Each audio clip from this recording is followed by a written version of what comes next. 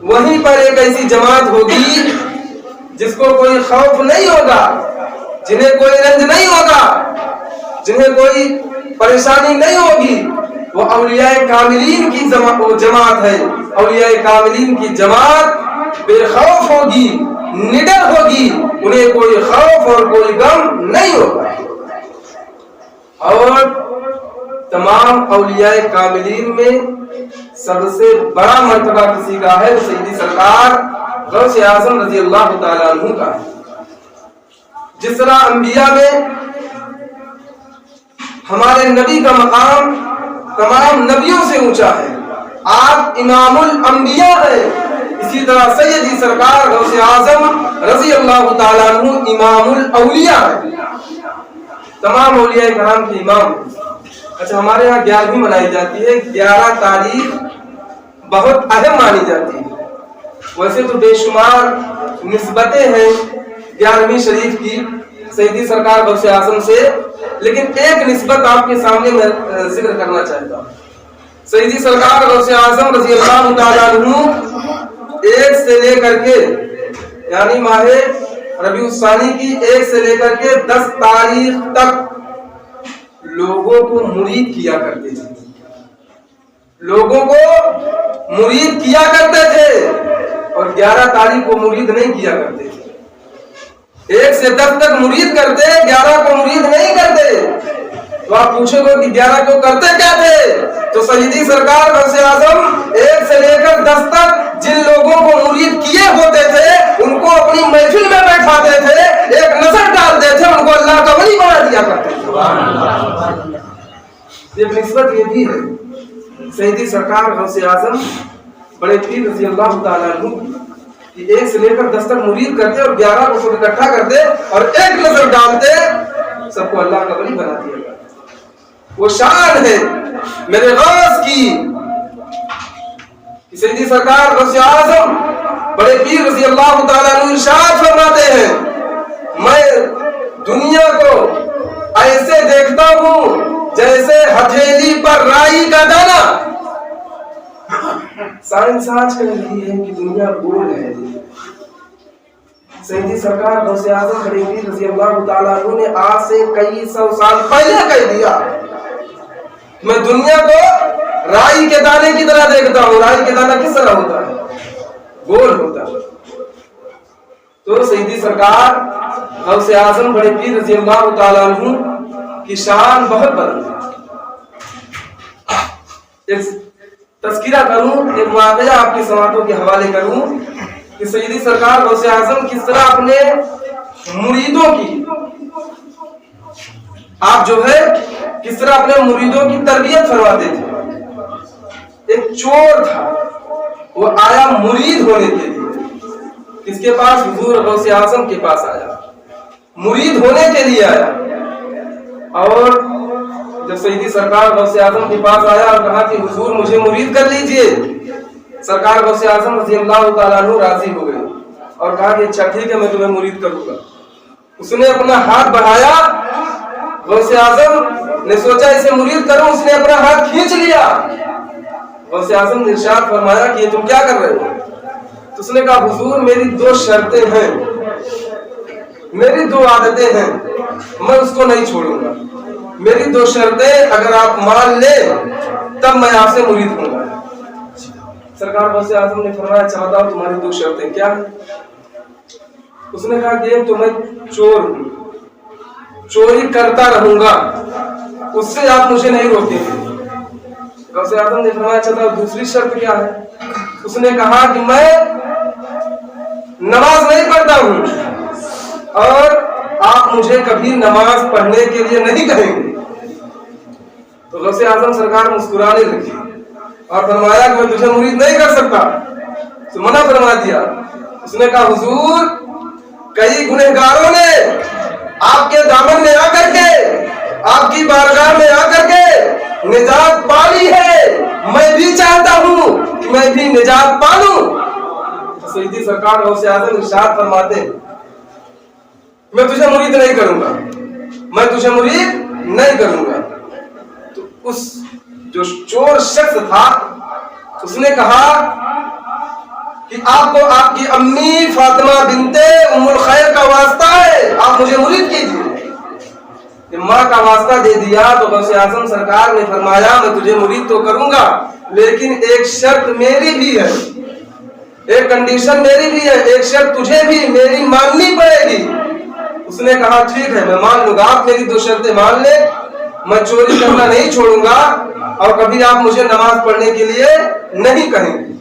تو سرکار غوث اعظم نے کہا اچھا ٹھیک ہے، جب نماز کا وقت ہو جائے تو تجھے اذان دینا رہے گا، تجھے اذان دینا رہے گا۔ اس نے کہا ٹھیک ہے، صرف اذان ہی تو دینا ہے، اذان دینا، اذان دے کے اپنے کام میں پھر مشغول ہو جائیں گے۔ لیکن وہ نگاہ ولایت تھی غوث اعظم کی، نگاہ ولایت دیکھ رہی تھی کہ آگے چل کر کے اس ایک اذان سے کتنا بڑا انقلاب برپا ہوگا۔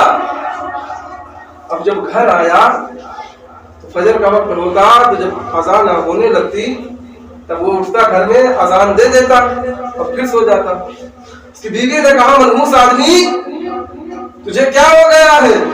اگر اذان ہی دینا ہے تو جاؤ مسجد میں جاؤ، وہاں جا کر کے اذان دو، اور صرف اذان ہی نہ دو بلکہ نمازیں پڑھ کر کے بھی آؤ۔ لیکن اس نے کہا کہ نہیں تم نہیں جانتی ہو، میں جو کر رہا ہوں مجھے کرنے دو۔ اب جب اذان ہوتی تو گھر میں اپنے کھڑے ہو جاتا، اذان دیتا، اس کے بعد جو ہے اگر سونے کا وقت ہوتا تو پھر سو جاتا تھا، نماز نہیں پڑھتا تھا۔ جب اس کی بیوی جانتی تھی کہ یہ جو ہے عادت سے چور ہے، اس نے کہا کہ تو دن بھر کیا کہتے ہیں گھر میں بیٹھے بیٹھے اذان ہی دیتے رہو گے، کمانے کھانے کا انتظام کون کرے گا؟ جاؤ چوری کرو۔ وہ جانتی تھی اس کا پیشہ نہیں ہے، وہ چوری کرتا ہے، تو کہا کہ جاؤ کچھ چوری کر کے لے کر کے آؤ، کم سے کم کچھ کھانے پینے کا انتظام تو ہو کر لیں۔ اب وہ شخص وہی تو اپنی بیوی سے کہنے لگا میں یہی سوچ رہا ہوں کہ کس وقت نکلوں کہ بیچ میں اذان کا وقت نہ آ جائے، مجھے بیچ میں اذان دینا پڑ جائے۔ بہرحال وہ شخص جو ہے ایک دن عشاء کی نماز پڑھ کر کے نکلا اور ایک محل کے قریب پہنچا، اپنا جو اس کا ان کا جو ٹھنڈا ہوتا ہے چوروں کا، ادھر سے لگی لگائے ادھر سے لگی لگائے، گھر میں گھسے، یہ گیا گھر میں۔ اب اس گھر میں جو ہے سونے چاندی کے زیورات بہت زیادہ تھے، بے شمار رکھے ہوئے تھے۔ اب سونے چاندی کے زیور تھے تو یہ ٹوٹ جاتے ہیں، ان کو حفاظت سے رکھ رہا تھا اور رکھتے رکھتے جو ہے اس کو کافی زیادہ وقت لگ گیا۔ اب یہ بولے نے بھر لیا، اور بولے نے بھرنے کے بعد جب سوچا کہ اب چلوں، اور جب محل کے آنگن میں پہنچتا ہے تو وہی کہیں سے جو ہے فجر کی اذان کا وقت ہو جاتا ہے، اذان کیا کہتے ہیں اذان دینے کا وقت ہو جاتا، اذان کی آواز آتی ہے۔ اس نے بولا رکھا کنارے اور اپنے ہاتھوں کو کان میں ڈالا، اذان دینا شروع کر دیا، کیونکہ اس نے وعدہ کیا تھا غوث اعظم سے، اس نے وعدہ کیا تھا غوث اعظم سے کہ اذان کا وقت ہوگا تو اذان دوں گا۔ گھر کے اندر اذان دی، اور جب اس نے گھر کے اندر اذان دی تو گھر کے تمام افراد اٹھ گئے، گھر کے تمام افراد اٹھ گئے۔ جب اس نے دیکھا کہ گھر کے تمام لوگ جاگ گئے ہیں، اٹھ گئے ہیں، اب یقیناً مجھے پیٹ ڈالیں گے، مجھے مار دیں گے، فوراً اس نے 2 رکعت نماز کی نیت باندھی، 2 رکعت نماز کی نیت باندھ لی۔ پھر اس نے سوچا کہ چلو 2 رکعت ہماری پوری ہو گئی، اب 2 رکعت نماز پڑھنے کے بعد اب میں نے سب اذان سن کے چلے گئے ہوں گے اپنے کمرے میں، وضو بنائیں گے، میں اپنا نکل دیتا ہوں بورا لے کر کے۔ لیکن اسے کیا پتا تھا کہ جب نے سلام پھیرا اور اٹھ کر کے جب دیکھا تو پیچھے سب بندی ہوئی تھی، لوگ اس کے پیچھے نماز پڑھ رہے تھے، لوگ اس کے پیچھے جو ہے نماز پڑھ رہے تھے۔ تو انہی میں سے ایک شخص اٹھا اور کہا کہ حضور تکبیر کہوں؟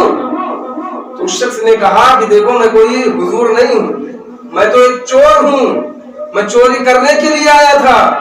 تو گھر والوں نے کہا اچھا یہ بتاؤ کوئی چور جب کہیں چوری کرنے جاتا ہے تو وہاں اذان بھی دیتا ہے؟ اس نے کہا کہ میں نے غوث اعظم سے وعدہ کیا تھا کہ جب اذان کا وقت ہو جائے گا تو میں فوراً اذان دوں گا، غوث اعظم سے جو وعدہ کیا تھا اسی وعدے کو میں نبھا رہا تھا، لیکن وہ لوگ ماننے کو تیار نہیں تھے، اس کا ہاتھ چوم رہے ہیں، اس کا پیر چوم رہے ہیں، اس کی پیشانی پر بوسہ دے رہے ہیں، بڑی عزت دے رہے ہیں، بڑی تکریم کر رہے ہیں۔ اب وہ انسان پریشان ہو گیا اور اس نے کہا کہ میں چور ہوں، کوئی حضور قبلہ کعبہ مکہ مدینہ نہیں ہوں، کوئی بڑا عالم نہیں ہوں، کوئی پرہیزگار آدمی نہیں ہوں، میں تو چور تھا, چوری کرنے کے لیے آیا تھا. اس نے کہا, تو گھر والوں نے کہا کہ نہیں نہیں آپ چور نہیں ہیں. اس نے کہا میرے پاس ثبوت ہے, میں دکھا سکتا ہوں, میں چوری کرنے آیا تھا. تو گھر والوں کو پکڑا, لے جا کر کے وہ بوڑا دکھایا جس میں اس نے زیورات رکھے تھے. تو گھر والوں نے کہا کہ آپ چور نہیں ہیں, آپ اللہ کے ولی ہیں, آپ اپنی ولایت کو چھپانے کے لیے اس چیزوں کا ثبوت دے رہے ہیں. آپ اپنی ولایت کو چھپانے کے لیے چور ہونے کا ثبوت دے رہے ہیں. بہرحال یہ ہوا تو اس شخص نے جو ہے جب دیکھا کہ لوگ اتنی عزت اور تکریم کر رہے ہیں تو اس نے اپنے ہاتھوں کو اس طرح ملایا, اور ہاتھوں کو ملانے کے بعد جس طرف غوث اعظم کی غوث اعظم کی خانقاہ تھی اس طرف اپنے ہاتھوں کو کیا اور کہا غوث اعظم مان گیا, مان گیا, مان گیا. آپ نے کہا تھا اذان دینے کے لیے, میں نے ایک دفعہ میں اذان دیتا رہا اور ایک دفعہ نماز پڑھا ہوں. لوگ اتنی عزت دے رہے ہیں, اور اگر اسی طرح میں برابر نمازیں پڑھتا رہا تو اللہ کتنے دلوں کو میرے طرف پھیرتا ہوا نظر آئے گا, میرے طرف لوگوں کے دلوں کو پھیر دے گا اللہ. تو یہ اللہ والے تھے جو تربیت اس انداز سے کیا کرتے تھے. ان کی نگاہ ولایت دیکھا کرتی تھی کہ غوث اعظم نے صرف اذان دینے کو کہا تھا, اذان کے ذریعے سے اتنا بڑا انقلاب برپا کر ہو گیا. تو واقعی اللہ والوں کا رتبہ بہت بلند ہے. اللہ والے بڑی شان کے مالک ہیں. اللہ نے انہیں اختیار دیا ہے, اللہ نے انہیں پاور دی ہے, اللہ نے انہیں طاقت دی ہے.